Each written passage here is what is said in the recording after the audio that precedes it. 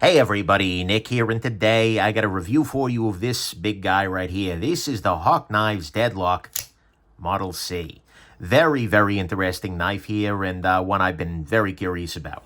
So, first off, though, in the name of full disclosure, I got to let you know this was sent to me by Pocketknives. Gavin reached out to me at one point in time, said, "Hey, Nick, got the Model C. It's a thing now. Would you like to take a look?" And I said, "Yes, absolutely, I would." The Hawks are among the more interesting designers working in the space these days, and absolutely, I'm curious to check out their stuff. But as always, I told him I'm going to talk about the good, the great, the bad, the ugly. It might be a gem, it might be junk. He did still send it along. We do have to assume this is the very best quality controlled one of these guys ever, and I'm doing my best not to let any of that affect the nature or the quality of my review. Next thing, let's do some size comparison. This is not a small knife at all. First, we'll put it up against the ruler here, and we'll see that the blade comes in at around 3.5 inches. It's not the thing that's going to make this illegal in your municipality, luckily, but it is definitely a thing. Here it is against the Spyderco PM2, and what we see here, not a small knife, right? In terms of sharpened length, we are, well, greater than the PM2, and in terms of the handle size, we're not so far off. Here it is against the Spyderco Delica, as always, and yeah, this is big. It's a beefcake. Here it is against the Ontario Rat number 2. And there you go. And then here it is against two California legal automatic knives. California has a very specific law on the book saying that automatic knives must be of a certain size, namely under 2 inches. And so this is not legal for carry in the state of California. And here's the ProTech Runt out the side automatic knife. So, yeah, there is that. Next thing, what is this knife? Well, this is an automatic knife, right? It is an out-the-front automatic knife. So and it's double action specifically, which means that if I press this button forward, the blade deploys, and if I pull this button backwards, the blade retracts, right? And so there's no need to reset it. I don't need to, like, pull something back later on. Unlike a single action, this is a double action out the front. This is legal to own in the state of California, but it is not legal to carry. And with the dagger blade, oh boy, it's even less so, right? And so as a result, this is going to have to be well, this review isn't based on a lot of carry, because, well, I really can't. I have previously reviewed the original Pocketknives Deadlock, the Model A. This is a new version. This is the Model C, right? This says Deadlock 2022 G&G Hawk, Grant and Gavin, that is, Model C, patent number 20CV. So this is the Model C, the latest hotness. This is 7075 aluminum handles, 20 CV blade, as it said all there, titanium and carbon fiber accents on it, and the price of this is $1,100, $1,100. They dropped a few in all titanium, which were even more expensive, but most of these are in partly aluminum, and it is unfortunately more than a little bit hard to get. So in a lot of ways, this is one of those reviews that's more for interest than it is for, like, oh yeah, go buy one right now, because they're a little hard to buy. You can get them, but you have to do some work for it. So anyways, let's go on ahead and jump into the good, the great, the bad, and the ugly of this very interesting knife here. Start with on the good side. This was made here in the USA in in Idaho. Very different kind of thing, right? This is the Hawks have started, I gather, they're doing their own production up there in Idaho, and that's a beautiful thing, because I love the Hawks as designers, right? They are mad scientists of the knife world. You may remember them from things like the Pocketknives and Serge Panchenko Orbit, the Pocketknives Mud, they've done a bunch of stuff out there. What else am I forgetting here? The Chris Reeve tie lock was designed by them. They're just really fun knife designers. They do a lot of innovative stuff, and so I really do appreciate, quality is about effort rather than geography, and you can make great knives anywhere in the world, but I really appreciate the fact that this is supporting the Hawks directly and doing more crazy things in the future, right? And so to me, that is very much a good thing.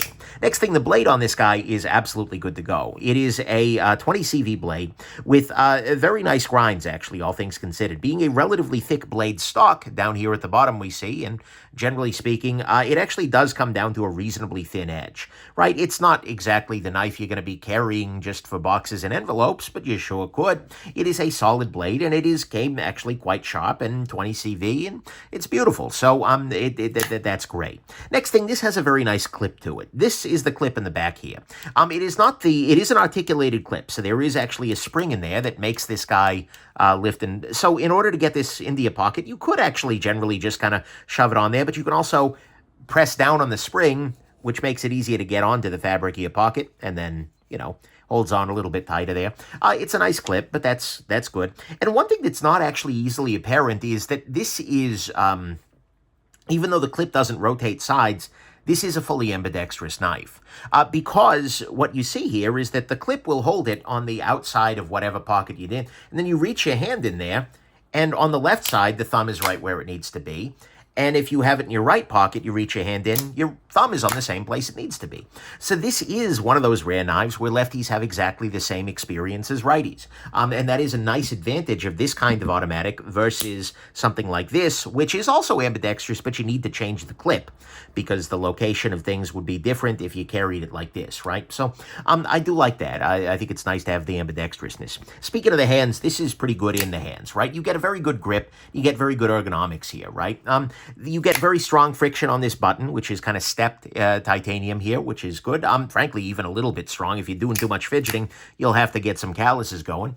It has a very strong, the rear plate here on the back side gives you really good friction, so you're not going to slip the knife backwards in your hand as you're trying to push this out, even though this does require substantial amounts of force, right? I'm purposely not going all the way there with it, but this is not accidentally going to trigger there.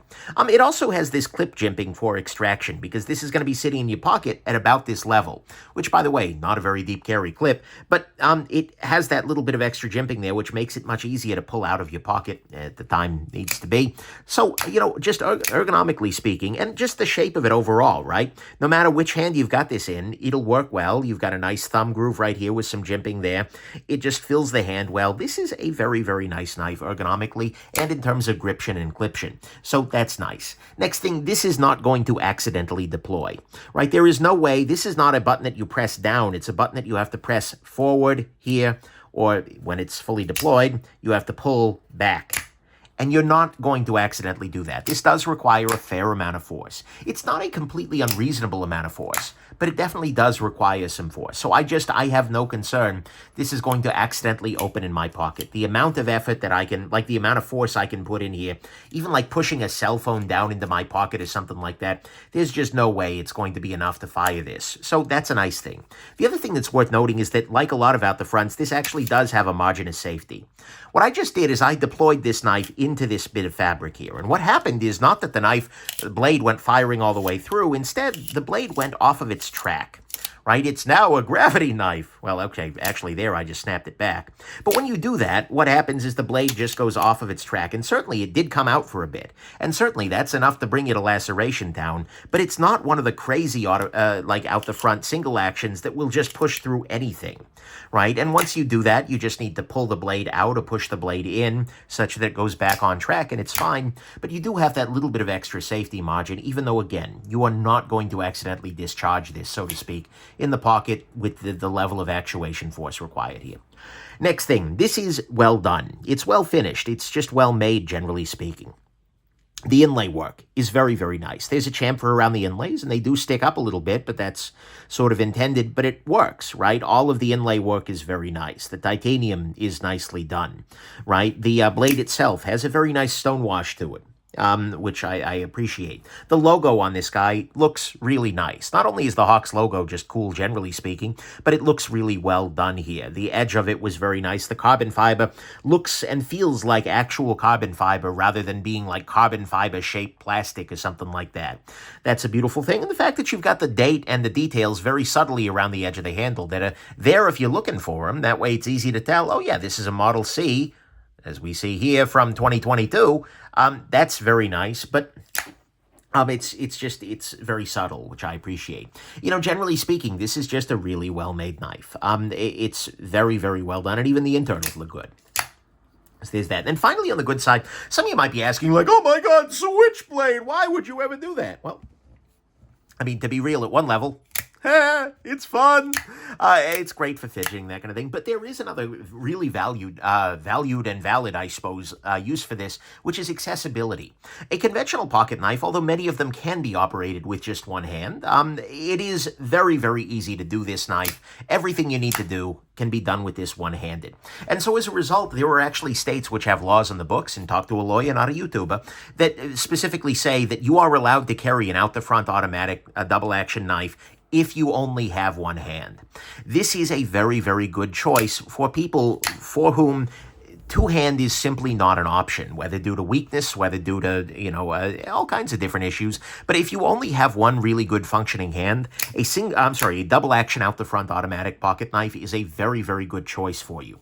So these are actually very nice for accessibility. I'm not sitting here saying that the Deadlock is going to be the thing that a lot of people are buying as an accommodation to help them, get through life. But at the same time, it is a thing we should consider. And it's a thing that when people make stupid laws banning automatic knives, that's the people they're hurting often most are people who are mobility impaired. So this is a very, very good pocket knife for somebody who has that kind of a need. And that's one of the reasons why these kinds of out-the-front automatics, and any of them, are actually very useful and valuable out there in the world. So to me, all that's the good.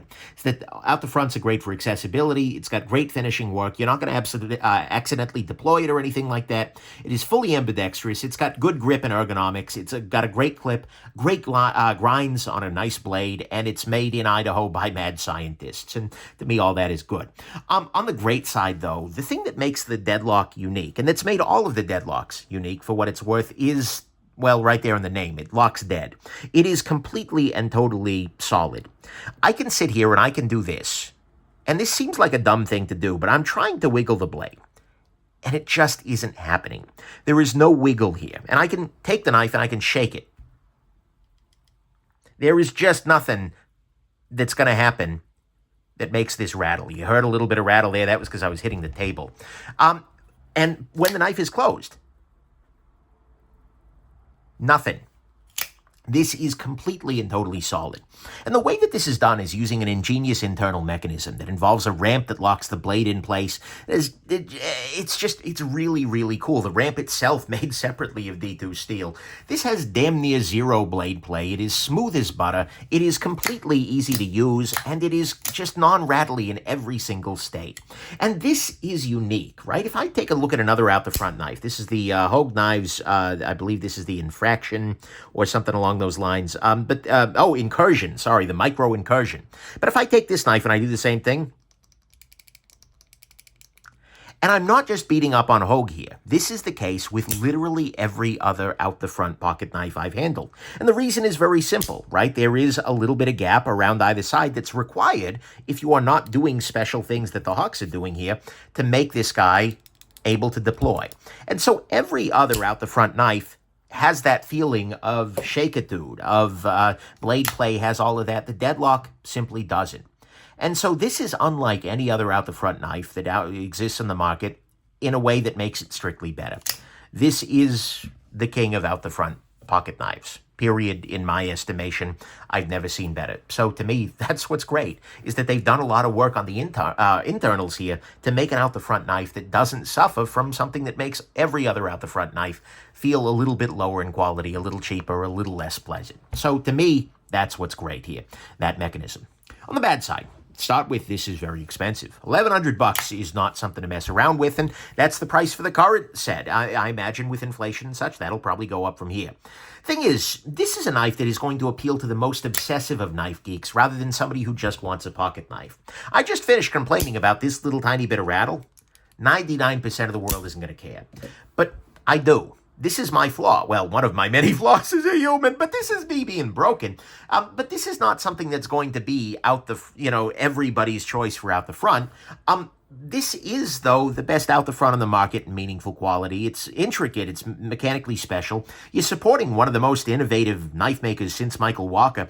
I mean, yeah, it's $1,100 or more. It's expensive. But for people buying this, who are collecting, who are interested at this level, I don't feel like the value is actually bad here, right? This is one of those cases where, yeah, I wish it were $300. I wish the Hawks could get away with that every day of the week. That would be wonderful.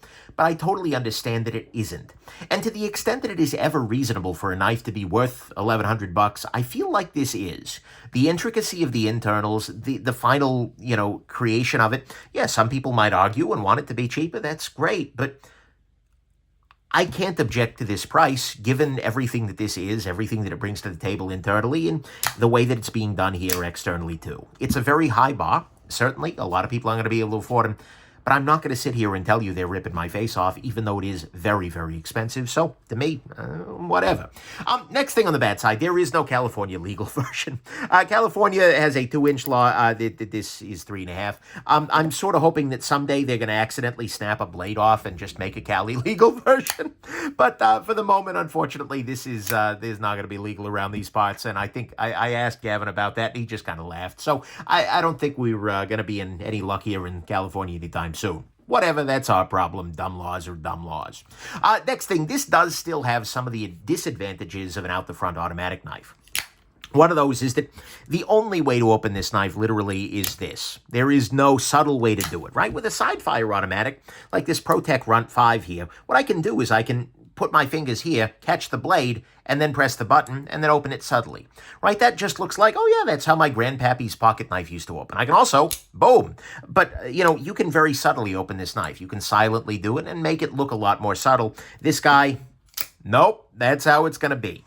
You also, so you're just getting the full click to open it or to close it. It's also super illegal in lots of places, right? There are still many states and countries, states in the U.S., countries around the world, where an out-the-front automatic knife like this is completely and totally illegal, right? There are people out there like Knife Rights, like the Knife and Tool Association folks, who are trying to fight those laws, but this is definitely going to be illegal in a lot of places. It's extra illegal with the dagger style blade. This is indeed sharpened on both sides, right? So I can cut this way and I can cut this way. Both of those work, and it's really stupid sharp right now. So it is going to be extra illegal in a lot of places because of that. Next thing, this has a lunchroom acceptance factor of roughly -100. What I mean by that is that there were different knives out there in the world that have, a lot of people are going to look at them and go like, oh yeah, that's cool, that's fine. Even people who are not knife people. And for many of you, this isn't a concern, right? Maybe you work in a workplace where everybody collects knives. If you work at Hawk Knives, the lunchroom acceptance factor of anything is good to go. But in many places in the world, people will look at you funny for having a knife like this as opposed to something nice and small like the DRM Nerd here, which might feel a little bit more reasonable to people. And so as a result, this is a double-edged dagger-style automatic out-the-front knife that is big and, black and tactical looking and scary and cannot be opened subtly. If you take this out in the lunchroom, Edna from accounting will not just call in HR, but she'll probably try and call in an airstrike, right? This is a knife that is not going to be acceptable in a lot of workplaces, just flat out. And if that's not a problem for you, congratulations. You've got a privilege there. But for a lot of people, this will be a problem. And it's kind of an extension above and beyond the legal issue, right? A lot of places where this is illegal, but where if you take it out, you're going to talk to HR. So do consider that. That is a thing to keep in mind, even if it's not inherent to the knife itself. This is a big knife that's going to look scary and murdery to a lot of people. Next thing, this is a little bit on the heavier side, right? For the amount of weight, scales over at the desk. I was writing the review. So for the amount of weight this guy has, this is around 3.5 inches of blade, and we're coming in here at around 4.6 ounces of weight here. That's a good chunk, right? This is a little bit of a chunky boy. It makes sense when you see the internals, why you need some extra chunk in there, but it also makes sense why they're doing it out of aluminum, to try and knock that down where they can. Next thing, although I very much appreciate the fact that the side switch here makes this ambidextrous knife, I do kind of prefer this kind of a top switch for knives because that allows you to reach into the pocket, grab the knife, and then deploy it in the same motion. Whereas with this guy, you take it out of your pocket and then you rotate it to get to the...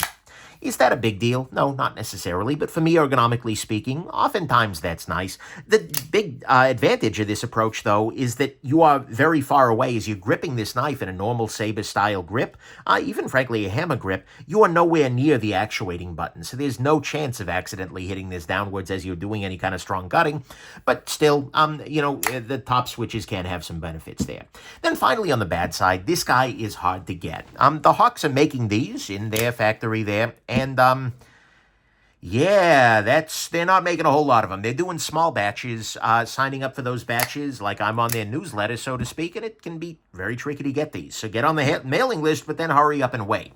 Even if you have the full $1,100 sitting there waiting, picking one of these guys up is not necessarily straightforward. So that is definitely a downside, and that's probably the biggest downside here, is that even if you've got the money, you may not be able to pick one of these guys up. So to me, all of that is the bad. It is hard to get. I do prefer top switches in some cases. It is a bit heavy. The lunchroom acceptance factor of this is someplace between 0 and war crime.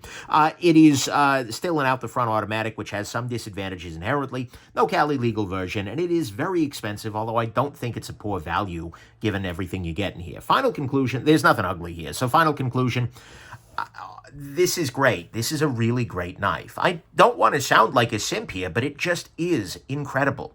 This is one of the best knives that's being made right now in terms of mastery, right?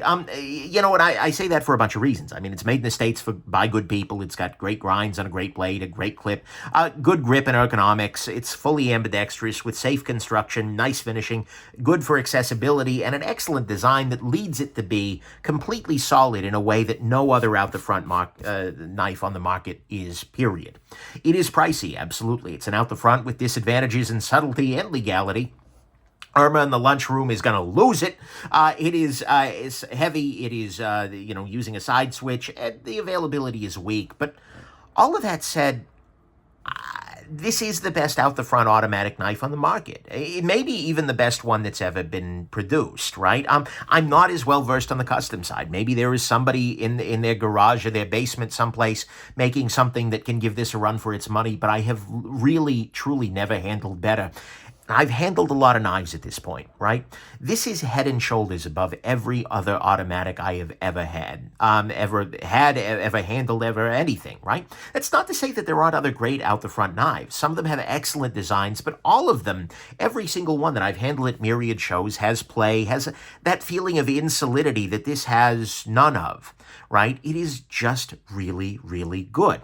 This wins. And I think I even prefer it to the Model A. The original Hawk. That one I picked up and then ended up selling along to a buddy of mine who's a major knife collector, a buddy named John.